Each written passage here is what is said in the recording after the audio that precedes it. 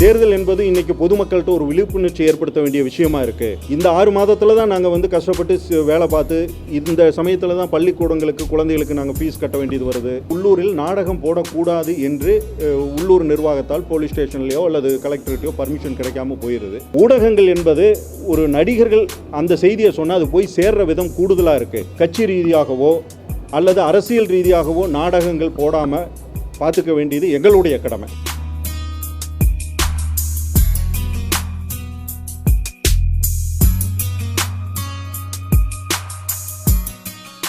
நாங்கள் வந்த நோக்கம் என்னென்னா, தென்னிந்திய நடிகர் சங்கத்தினுடைய உறுப்பினர்கள் 2500 பேர், அதில் 1200 பேர் தமிழகம் எங்கும் உள்ள நாடக கலைஞர்களாக இருக்காங்க. அவர்களுக்கு வருடத்தில் 6 மாதம் தான் தொடர் சீசன் நாடகம் நடக்கக்கூடிய காலகட்டம். அது இந்த ஜனவரி மாதத்திலிருந்து ஜூலை மாதத்துக்குள்ளே முடிஞ்சிடும். ஏன்னா உள்ளூர் திருவிழாக்கள் அல்லது உள்ளூர் விழாக்களில் மட்டுமே நாடகம் நடத்தப்பட்டுக்கிட்டு இன்றைக்கி வருது. இந்த பொதுவாக தேர்தல் என்பதே ஏப்ரலிலிருந்து மே மாதம் ஜூன் மாத காலகட்டத்தில் தான் தேர்தல் நடக்குது. அதனால் என்ன ஆகுதுன்னா, அந்த தேர்தல் காலகட்டம் அதுக்கு முன்னாடி ஒரு 3 மாதம் அப்படி பார்த்தீங்கன்னா அவங்களுக்கு ஒரு 6 மாதமும் தொடர்ச்சியாக வேலை இல்லாமல் போயிடுது.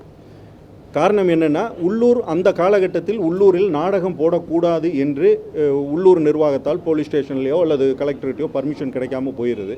அதனால் அது கடந்த பொது தேர்தலையும் அது போலவே இருந்து இப்போவும் அது போலவே அவர்களுக்கு இருக்கிறதுனால அவர்கள் எல்லாமே எங்கள் தென்னிந்திய நடிகர்கள்ட்ட ஒரு கோரிக்கை வச்சாங்க.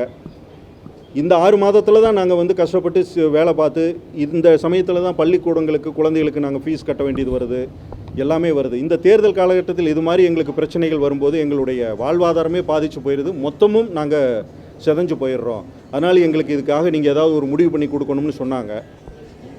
இப்போ எங்கள் நிர்வாகம் பொறுப்பேற்றுக்கிட்ட உடனே இந்த கோரிக்கையை ரொம்ப முக்கியமான ஒரு பிரச்சனையாக நாங்கள் எடுத்துக்கிட்டு, கடந்த முறை நாங்கள் தமிழக முதல்வரை சந்திக்க வந்திருந்த போது இதை ஒரு கோரிக்கையாகவே அவங்க அம்மாட்ட நாங்கள் வச்சோம்.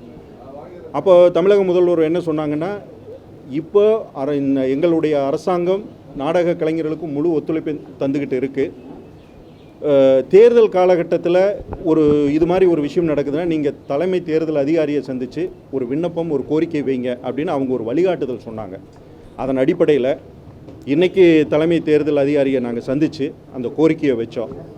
அப்போ அவங்க என்ன சொன்னாங்கன்னா, இது சட்டப்படி இல்லை, ஒருவேளை அதுபோல் ஏதாவது சம்பவங்கள் உள்ளூர் நிர்வாகத்தால் செய்யப்பட்டிருந்தால் நான் அதை அறிவுறுத்தி இந்த தேர்தல் களத்தில் அது மாதிரி இல்லாமல் முறைப்படி அவர்கள் சுதந்திரமாக செயல்படுவதற்கு நான் என்ன வழிமுறை செய்ய முடியுமோ செய்கிறேன்னு உத்தரவாதம் தந்திருக்காங்க. எங்களுக்கு அது ரொம்ப சந்தோஷம்.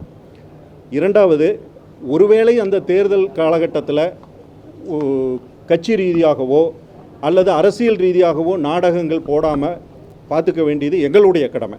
ஏன்னா அது தேர்தல் முறையாக ஒரு கலவரம் இல்லாமல் ஒரு உள்ளூர் நிர்வாகத்தினுடைய சட்டத்திட்டத்துக்கு உட்பட்டு நடக்கணுங்கிறது எங்களுக்கும் தெரியுது. அதுக்கு நாங்கள் முழுமையாக ஒத்துழைப்பை தர்றதுக்காக நாடக கலைஞர்கள்ட்ட நாங்கள் அறிவுறுத்துவோம்.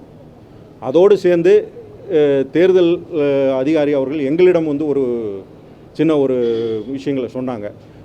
தேர்தல் என்பது இன்றைக்கி பொதுமக்கள்கிட்ட ஒரு விழிப்புணர்ச்சி ஏற்படுத்த வேண்டிய விஷயமா இருக்குது.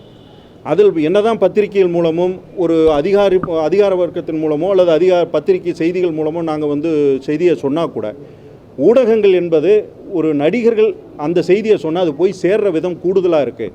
அதனால் நீங்கள் இந்த காலகட்டத்தில் ஒரு பொது விஷயமாக எப்படி தேர்தலில் மக்கள் பங்களிக்கணும், எந்த விதத்தில் அரசாங்கத்தோடு ஒத்துழைக்கணும், நேர்மையாக தேர்தலில் பதிவு செய்வதற்கு ஓட்டுக்களில் எப்படி தங்களுடைய வாக்காளர் அட்டையை இருக்கான்னு தேர்வு செஞ்சுக்கணும், இது போன்ற விஷயங்களை நீங்கள் எங்களுக்கு ஒரு பதிவாக கொடுங்க, எங்களோட ஒத்துழைச்சிங்க நல்லாயிருக்கும்னாங்க.